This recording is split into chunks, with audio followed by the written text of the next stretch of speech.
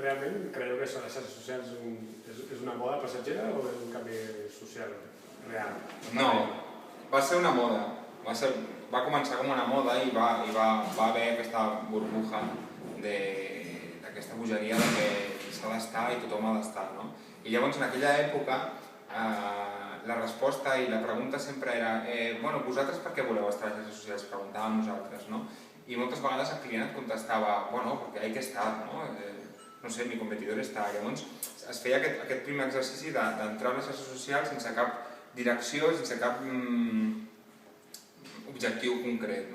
Però les coses han canviat molt, llavors cada vegada tenim més manera d'analitzar per què ens serveix, com ens serveix, ho podem creuar amb altre tipus de campanyes, com per campanyes de posicionament o campanyes concretes de publicitat de buscadors, de publicitat en medis socials i de més.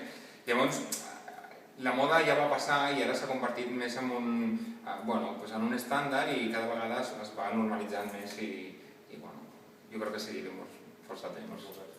Gràcies. A tu.